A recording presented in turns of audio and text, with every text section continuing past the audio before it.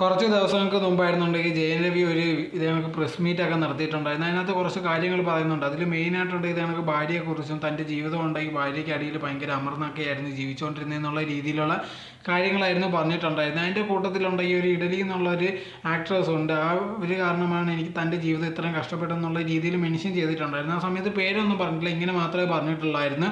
ആ സമയത്ത് ഇത് കേട്ടപ്പോഴത്തേക്ക് ആൾക്കാർ ആരാന്നുള്ള രീതിയിൽ മനസ്സിലായിട്ടുണ്ടായിരുന്നു, അത് ഖുഷ്ബു തന്നെയായിരുന്നു. സോ ഇതിനെക്കുറിച്ചുള്ള കാര്യങ്ങളുണ്ടെങ്കിൽ ഒരുപാട് പേര് ഖുഷ്ബുവിൻ്റെ അടുത്ത് ചോദിക്കാൻ വേണ്ടി മെസ്സേജും കാര്യങ്ങളൊക്കെ ഇട്ടിട്ടുണ്ടായിരുന്നു. പക്ഷേ ആളൊരു റിപ്ലൈ കാര്യങ്ങളോ ഒന്നും ഇട്ടിട്ടില്ലായിരുന്നു. അങ്ങനെ ഇരിക്കുന്ന സിറ്റുവേഷനിലാണ് ഇത് എനിക്ക് ഖുഷ്ബു ഉണ്ടെങ്കിൽ ഒരു പോസ്റ്റ് മാത്രം ഇട്ടിട്ടുള്ളായിരുന്നു.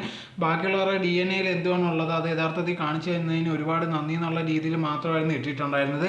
പക്ഷെ അതിനുണ്ട് പ്രത്യേകിച്ച് ഒരു മറുപടിയോ കാര്യങ്ങളോ ഡീറ്റെയിൽസോ ഒന്നും ഇല്ലായിരുന്നു. അങ്ങനെ ഇരിക്കുന്ന സിറ്റുവേഷനിലാണ് ലേറ്റസ്റ്റ് ആയിട്ടുണ്ടെങ്കിൽ ഖുഷ്ബു ഉണ്ടെങ്കിൽ ഒരു സിനിമയൊക്കെ കണ്ടിട്ട് തിയേറ്ററിൽ നിന്ന് വെളിയിറങ്ങിയ സമയത്ത് ഇത് കണക്ക് മീഡിയാസൊക്കെ ഇതിനെപ്പറ്റി ചോദിക്കാൻ വേണ്ടി ശ്രമിക്കുന്നുണ്ട്. ആ സമയത്ത് ഖുഷ്ബു പറഞ്ഞൊരു കാര്യം, നിങ്ങൾക്ക് ഇതിനെപ്പറ്റി അല്ലാതെ വേറെ ഏതെങ്കിലും ചോദ്യം ചോദിച്ചൂടെ എന്നുള്ള രീതിയിലാണ് പറയുന്നത്. അതല്ലാതെ ഇതിനെക്കുറിച്ചോ എന്തെങ്കിലും ഒരു ഡീറ്റെയിൽസോ കാര്യങ്ങളോ ഒന്നും പറയുന്നില്ല. അതിൽ നിന്ന് മനസ്സിലാക്കുന്ന ഒരു കാര്യം എന്ന് പറഞ്ഞാൽ ഖുഷ്ബുവിനുണ്ടെങ്കിൽ ഇതിനെപ്പറ്റി പറയാൻ താല്പര്യമില്ല. പക്ഷേ ആൾക്കാർ പിന്നെയും ഇതിനെപ്പറ്റി ചോദിച്ചുകൊണ്ടിരിക്കുകയാണ്. എന്തെങ്കിലും ഇതിനെപ്പറ്റി മറുപടി പറയുമോ ഇല്ലയോ എന്ന് പോലും അറിയത്തില്ല.